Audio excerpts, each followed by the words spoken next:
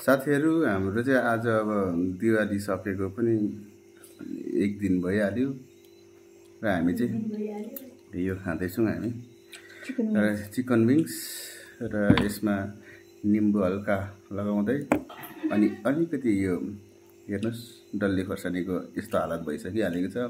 अर्को पनि छँदैछ र यतापट्टि पानी छ, यो पनि एकदम टेस्टी पानी छ र मेरो चाहिँ अहिलेसम्मको यति चाहिँ भइसकेको छ। मेरो वाइफले बनाएको एकदम टेस्टी छ, तर मेरिनेट चाहिँ म आफै गरेको।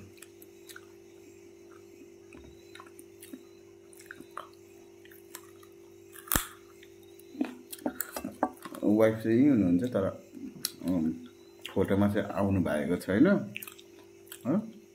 भिडियोमा चाहिँ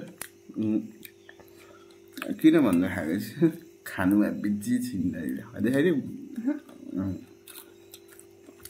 यो हेर्नुहोस् न, यसको यो यति लामो थियो, यतिको छोटो बनाइसकेको छु। यो म पनि खाइदिन्छु।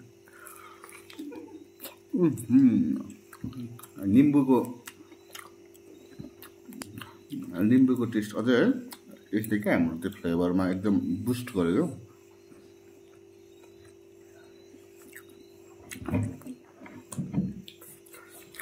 अझै डल्ले खोर्सानी यसरी कुरुप्प टेक्दाखेरि मिठो हुँदो रहेछ।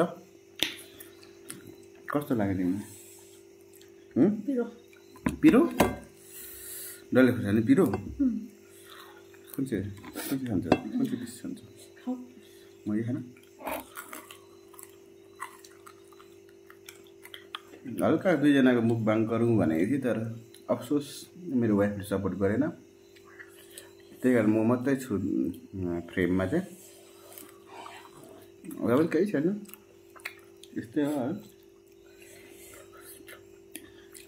हामी चाहिँ यही इन्जोय गरिराख्नु, तपाईँहरू पनि इन्जोय गर्नुहुँदैछ होला। आफ्टर दिवाली होइन, पोस्ट दिवाली सेलिब्रेसन हुँदैछ होला। हाम्रो तर्फ यो फ्रेस चिकन ल्याएर आज चाहिँ हाम्रो खाने प्लानिङ थियो र प्लान चाहिँ हाम्रो सक्सेस भएको छ। निम्बु हालिदिँदैछिन् मेरो वाइफले, निम्बु डल्ले खोर्सानी। यसमा त्यो अगाडि मेरिनेट गरेको मसलाहरूले त यति साह्रो टेस्टी भएको छ।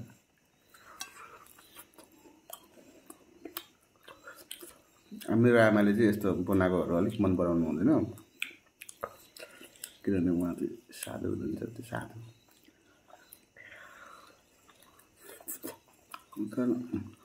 हामी चाहिँ लुकेर खाएको नि, यतिखेर चाहिँ आमालाई अलिक सुनाउनु हुँदैन।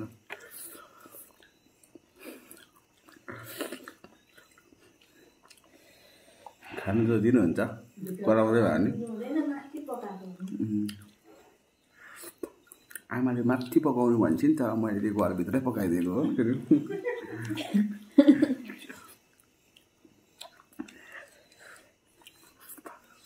अलिक अर्थोडक्स टाइपको हुनुहुन्छ नि हाम्रो आमाहरू चाहिँ। अब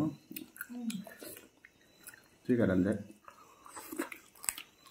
त्यो हेर्नुहोस् त, यस्तो मिठो हुँदैछ, खानु हुन्छ।